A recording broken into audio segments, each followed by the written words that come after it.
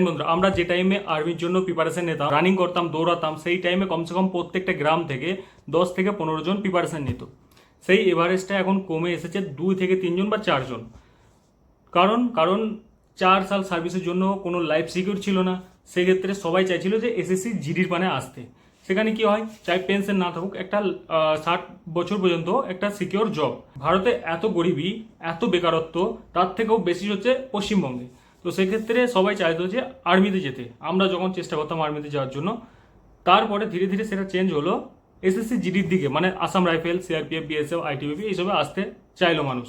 যারা এখন এসএসসি জিডির জন্য প্রিপারেশন নিচ্ছ বা পড়াশোনা করছো, তাদের জন্য একটু দুঃখের খবর। তোমরা নোটিফিকেশন দেখতে পাচ্ছ, এই নোটিফিকেশনে তোমার লেখা আছে যে 50% পর্যন্ত অগ্নিবীরদের ছুট দেওয়া হবে, প্লাস বয়সে রিল্যাক্সেশন দেওয়া হবে। তো 2026-এ ডিসেম্বরের দিকে ফার্স্ট ব্যাচ আউট হচ্ছে। স্রেফ 25% অগ্নিবীরকে আর্মিতে, পার্মানেন্ট আর্মি বা রেগুলার আর্মি যেটা বলা হয়, তাকে রাখবে। বাকি সবাইকে কিন্তু বাইরে বার করে দেবে।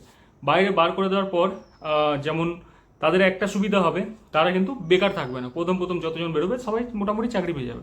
তার কারণ এটাই, কেন্দ্র সরকার তার যে প্যারামিলিটারি ফোর্স, তার মধ্যে অনেকটা 50% ছুট দিচ্ছে। প্লাস তার যে রেলওয়ে, মানে সেন্ট্রাল গভর্নমেন্টের যতগুলো ভ্যাকান্সি বেরোবে আপকামিং, সব জায়গাতে অগ্নিবীর একটা ছাড় পাবে, প্লাস বয়সেরও ছাড় পাবে। সেক্ষেত্রে অগ্নিবীরদের প্রথম যারা বেরোচ্ছে তাদের জন্য খুশখবরি এবং একটা সেভ লাইফ, যে কোনো না কোনো জায়গায় তারা চাকরি করে ফেলবে।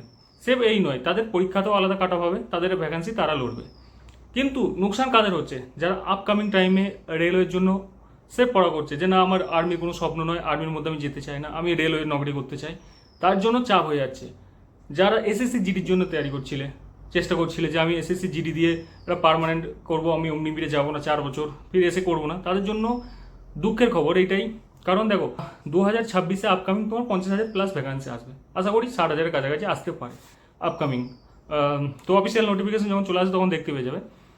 তো সেখান থেকে 50%, মানে তোমার কমসে কম 50,000 ভ্যাকান্সি বেরোয়, 25,000 অগ্নিবীরদের জন্য সংরক্ষণ থাকবে। তার মধ্যে স্টেট ওয়াইজ আলাদা ভ্যাকান্সি হয়।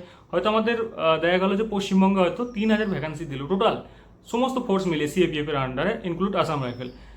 তো সেই ক্ষেত্রে কিন্তু কমসে কম 1,000 থেকে 1,200 বা 1,500-র কাছাকাছি সির্ফ অগ্নিবীরের ভ্যাকান্সি থাকবে। তাহলে পড়ে থাকলো সির্ফ 1,500 ভ্যাকান্সি। সেক্ষেত্রে যারা শুধু এসএসসি জিডির জন্য তৈরি করছিল, তাদের জন্য চাকরি পাওয়াটা অনেকটা কঠিন হয়ে গেল।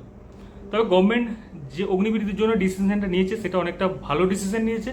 কিন্তু যারা তৈরি করছে রেলওয়ের জন্য বা আদার্স চাকরির জন্য, ডাইরেক্ট এন্ট্রি নেওয়ার জন্য, তাদের জন্য একটু চাপ, একটু নয় অনেকটাই চাপ। যতটা তোমাদের কম্পিটিশন ছিল, হয়তো দেখা গেল তার থেকে 50% কম্পিটিশন আরও বেড়ে গেল। 100% নয়, 50% কম্পিটিশন আরও কিন্তু তোমাদের বেড়ে গেল। দেখো, গভর্নমেন্ট যখনই ভাবে, তার নিজের জন্য ভাবে। কারণ অগ্নিবীরদের নিলে তাদের যে একটা স্যালারি দেওয়া হচ্ছে, তারপরে তাদেরকে যদি বাইরে বার করে দেওয়া হয়, তাদের যদি রিল্যাক্সেশন না দেওয়া হয়, তাদের যদি ছুট না দেওয়া হয়, তারা কিন্তু আন্দোলনে নামবে। আর তারা সবাই কিন্তু টেন্ট সোলজার, আন্দোলন নামবে, প্রোটেস্ট করবে, সেখান থেকে সামনাসামনি দাঙ্গা হবে। সেক্ষেত্রে এদেরকে রিল্যাক্সেশন দিয়ে ভর্তি করাচ্ছে এবং দেশের জন্য অনেকটা ভালো, কারণ তাদেরকে পেনশন দিতে হচ্ছে না। প্লাস ইন্ডিয়ান আর্মির নতুন জওয়ান পাচ্ছে, তাদের কাজ করার অভিজ্ঞতা হচ্ছে, ফোর্স সম্বন্ধে সমস্ত মানুষের আইডিয়া হচ্ছে। সেরকম যারা রেগুলার বেসিসে খাটছো, তাদের জন্য একটু দুঃখের খবর। তো তোমাদের এটাই বলার যে প্রিপারেশন যা করছিলে তার থেকে দ্বিগুণ প্রিপারেশন করো, যদি তুমি ডাইরেক্ট এন্ট্রি নিতে চাও।